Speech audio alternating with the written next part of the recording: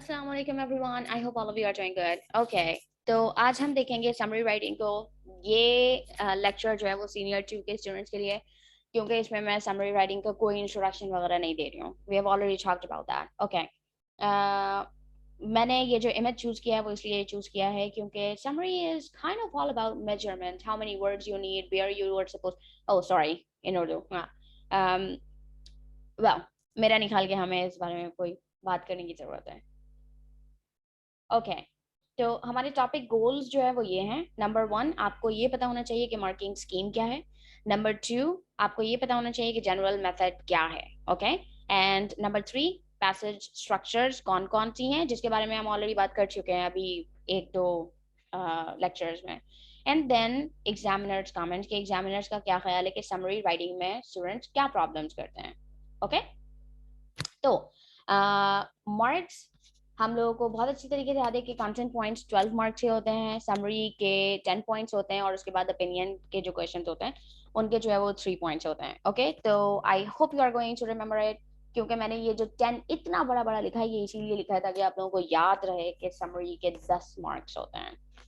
Okay, general method. मैं आप लोगों को यहाँ पे एक बार बता दूं कि मैं इस वक्त जनरल सर्टिफिकेट इंग्लिश और जिसका 4th एडिशन है उससे ये सारे नोट्स बनाए मैंने। ठीक है, ओके, तो जनरल मेथड में स्टेप 1 क्या होता है।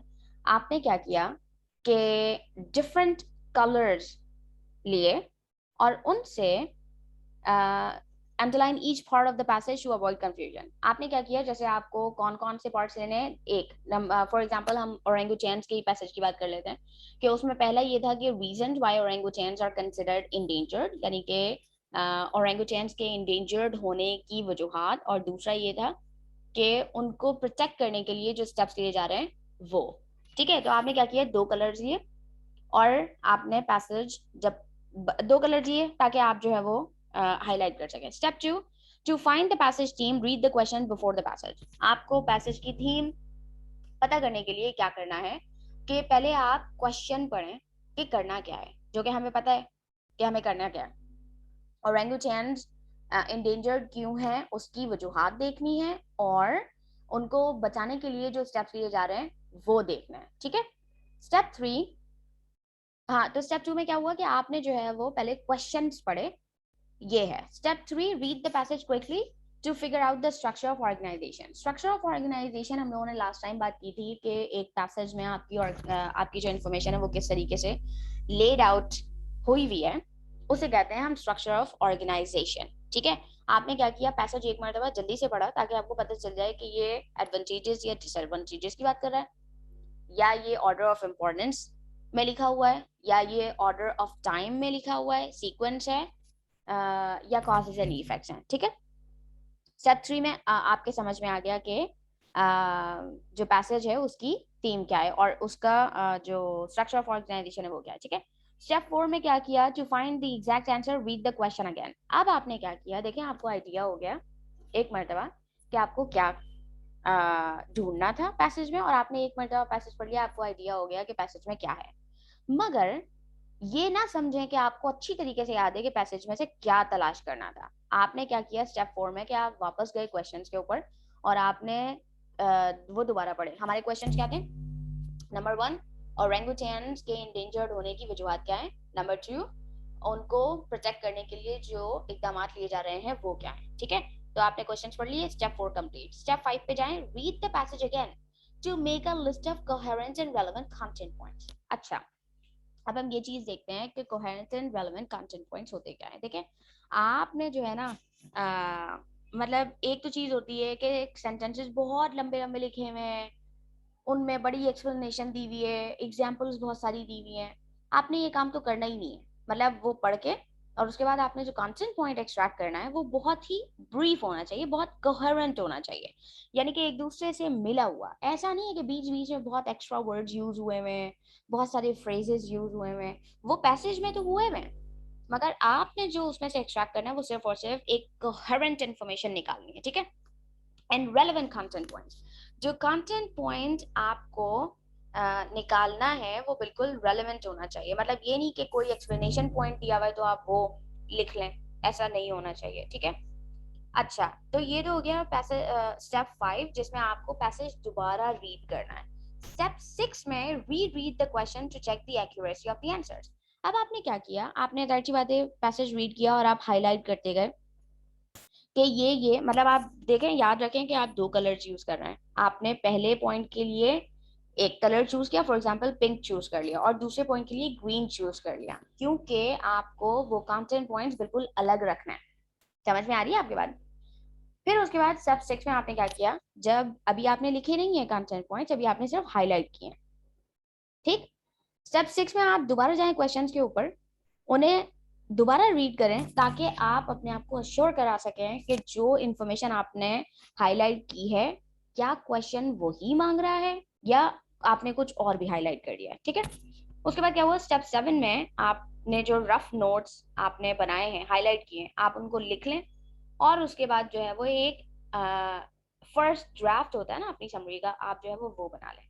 अच्छा, कुछ स्टूडेंट्स ऐसे होते हैं जो बहुत अच्छा लिखते हैं, तो उनको ज़रूरत नहीं होती कि वो रफ ड्राफ्ट बनाए, मगर बहुत सारे स्टूडेंट्स ऐसे होते हैं जिनको रफ ड्राफ्ट बना लेना चाहिए ताकि वो उसको फेयर करें, ठीक है। और उसके बाद स्टेप 8 में क्या हुआ, आपने उसकी लेंथ चेक की कि वो कितना बड़ा हो गया, 1 इंची वर्ड से ज़्यादा तो नहीं हो गया। अगर 1 इंची वर्ड से ज़्यादा हो गया तो आप उसे छोटा करें। देखें, रफ नोट्स जो आपने बनाए थे उनसे जो आपने फर्स्ट ड्राफ्ट बनाया है ना, वो असल में बनाने को कहा ही इसीलिए जाता है ताकि आपका जो स्टेप 8 है वो बगैर कोई गंदगी मचाए आप आराम से काम कर सकें, ठीक है। क्योंकि क्या होगा, आपने अगर फाइनल ड्राफ्ट लिख लिया और उसके बाद जब आपने समरी की लेंथ चेक की और वो 180 निकली, तो या तो आपको टीचर से झूठ बोलना पड़ेगा कि 180 है, जबकि टीचर देख रहा है कि माशाल्लाह से 1.5 पेज की समरी लिखी हुई है। वरना फिर क्या होगा कि आप उसमें बहुत सारी करेक्शन कर रहे होंगे, जो कि बहुत ही अनसाइटली हो जाएगा, ठीक है। तो ये था आपका जनरल मेथड। नंबर 1 आपने चूज किए डिफरेंट कलर। स्टेप 2 आपने जो है वो क्वेश्चंस रीड किए। नंबर 3 आपने पैसेज रीड किया और स्ट्रक्चर ऑफ ऑर्गेनाइजेशन देखा। Number 4 step number 4 exact answer ढूंढने के लिए आपने क्वेश्चन दोबारा रीड किया। फिर उसके बाद आपने जो है वो दो हाईलाइटर्स लिए थे उनसे कंटेंट पॉइंट्स स्टेप 5 में हाईलाइट किए, और स्टेप 6 में आपने क्वेश्चंस को दोबारा रीड किया ताकि आपको पता चल जाए जो आपने लिया है वो सही लिया है। स्टेप 7 में आपने जो नोट्स बनाए हैं उनसे जो है वो अपनी समरी का एक रफ ड्राफ्ट बनाना है, और उसके बाद उसको फाइनल करके स्टेप 8 में लेंथ चेक करनी है। अगर बिल्कुल कहीं पे करेक्शंस करनी है तो वो करनी है। हमारे 4 गोल्स थे, उनमें से हम 2 गोल्स को अचीव कर चुके हैं। हमें पता है कि मार्क्स कितने हैं समरी के, और हमें ये भी पता है बहुत अच्छी तरीके से कि जनरल मेथड क्या होता है, ठीक है। अब हम बात करते हैं स्ट्रक्चर ऑफ पैसेज ऑर्गेनाइजेशन की। स्ट्रक्चर ऑफ पैसेज ऑर्गेनाइजेशन बिल्कुल वही है जो हम ऑलरेडी पढ़ चुके हैं कि आपके पैसेज में और इंफॉर्मेशन जो है वो किस तरीके से लेड आउट है।